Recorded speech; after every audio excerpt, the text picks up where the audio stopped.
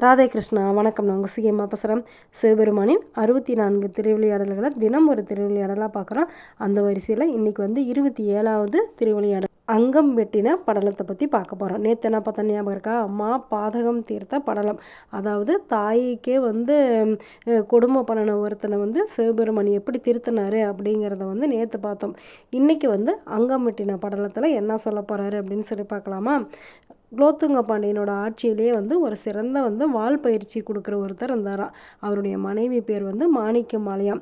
அவங்கக்கிட்ட கற்றுக்கிற இளைஞர்கள் எல்லாருமே ரொம்ப சிறப்பாக இருந்தாங்களாம்.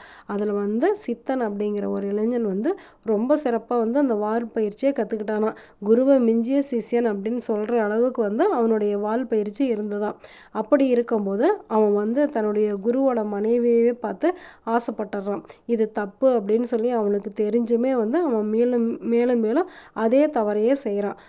அதுக்கப்புறமேட்டு குருநாதர்கிட்ட இருந்து இவன் தனியாக போய் ஊருக்கு வெளியில் ஒரு வால் பயிற்சி ஆரம்பிக்கிறான். அங்கே குருநாதர்கிட்ட கற்றுக்கிறவங்களையும் தங்கிட்ட கற்றுக்க சொல்லி சொல்கிறான். ஆனால் குருநாதர் எந்த விதமான சலனமும் இல்லாத அவருடைய வேலை என்னவோ அதை மட்டும் பார்க்குறாரு. அவருடைய வால் பயிற்சி முடிஞ்சதுமே எப்போவுமே சொக்கநாதனோட நினைவிலேயே இருக்கிறாரு. அவருடைய மனைவியும் அப்படி தான் எப்போவுமே சொக்கநாதரோட நினைவிலேயே இருக்காங்க. அப்படி இருக்கும்போது இந்த சித்தன் அப்படிங்கிறவன் ஒரு நாள் தன்னுடைய குரு வீட்டில் இல்லாத சமயம் பார்த்து குருவோடைய மனைவியை வலுக்கட்டாயப்படுத்துகிறாங்க. அப்போ அந்த மாணிக்க மாலை அவங்ககிட்ட இருந்து தப்பிச்சு வந்துடுறாங்க. இந்த விஷயத்த தன்னுடைய கணவன்கிட்டையும் சொல்ல முடியல. சொன்னாக்கா குருவும் சிஷ்யனும் சண்டை போட்டு அதில் குரு தோத்துட்டாரு அப்படின்னாக்கா இதை விட பெரிய அவமானம் வேறு எதுவுமே இல்லை. அது மட்டும் இல்லை, இந்த விஷயம் எல்லாருக்கும் தெரிஞ்சிருமே அப்படின்னு சொல்லிட்டு வருத்தப்பட்டுக்கிட்டு சொக்கநாதர்கிட்ட போய் தன்னுடைய நிலைமையை சொல்கிறாங்க. இறைவன் அவருக்கு ஏதாவது துரோகம் பண்ணால் கூட மன்னிச்சிடுவார். ஆனால் குருவுக்கு துரோகம் பண்ணால் மன்னிக்கவே மாட்டார். அந்த அம்மா சொன்ன உடனே இவர் என்ன பண்ணிட்டாரு, நேராக அந்த சித்தன்கிட்ட குருவோட வடிவத்திலே போயிட்டு இந்த ஊரில் 2 பேர்த்தில் யாராவது ஒருத்தர் தான் இருக்கணும். அதனால் நம்ம 2 பேருமே போர் செய்யலாம். அதில் யார் ஜெயிக்கிறாங்களோ அவங்க இனிமேல் இந்த வால் பயிற்சி கூடத்தை நடத்தலாம் அப்படின்னு சொல்கிறாங்க. உடனே அந்த சித்தனுக்கும் ரொம்ப சந்தோஷமாயிருச்சு. சரி, இதில் நம்ம குருவை தோக்கடிச்சு கொண்டுட்டோம் அப்படின்னாக்கா குருவோட மனைவியும் நம்மளுக்கு தான் சொந்தம் அப்படின்னு சொல்லிட்டு வால் பயிற்சிக்கு ரெடி ஆகிற அப்படி ரெடி ஆகும் போதே சிவபெருமான் என்ன பண்ணிடுறாரு, உன்னுடைய அங்கங்களெல்லாம் நீ பார்த்துக்கோ அப்படிங்கிறாரு. அவனுக்கு ஒன்றுமே புரியல.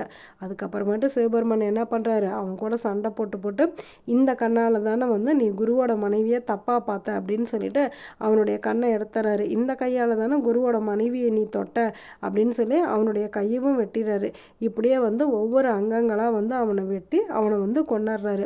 இந்த விஷயத்தெல்லாம் பார்த்துட்டு இருந்த மக்கள் எல்லாருமே அந்த மாணிக்க மாலைக்கிட்ட சொல்கிறதுக்காக போகிறாங்க. குரு இந்த மாதிரி சித்தனை கொண்டுட்டாரு அப்படின்றதுமே இல்லையே, அவர் கோவிலுக்கு தானே போயிருக்காரு அப்படின்னு சொல்லி சொல்கிறாங்க. அந்த சமயம் பார்த்து அந்த குருவும் அங்கே வராரு. வந்ததுமே நடந்த விஷயத்தெல்லாம் கேள்விப்படுறாரு. கேள்விப்பட்ட உடனே உன்னுடைய கஷ்டத்தை தீர்க்கறதுக்கு சிவபெருமானே வந்திருக்காரு அப்படின்னு சொல்லி ரொம்ப சந்தோஷப்படுறாங்க. இந்த விஷயம் குலோத்துங்க பாண்டியனுக்கு தெரியுது. ஒரு தம்பதிக்காக சிவபெருமானே இறங்கி வந்திருக்காரு அப்படின்னாக்கா அவங்களுடைய பக்தி எவ்வளோ சிறப்பானதாக இருக்கும் அப்படின்னு சொல்லிட்டு அவங்க 2 பேரையும் யானை மேலே உட்கார வச்சு வலம் வராரு. இதுதான் அங்கம் வெட்டின படலம். நாளைக்கு என்ன திருவிளையாடல் பண்ண போகிறாரு அப்படின்னு சொல்லி பார்க்கலாமா? நல்லது நினைப்போம், நல்லதே நடக்கும், ஆனந்தமாக இருப்போம்.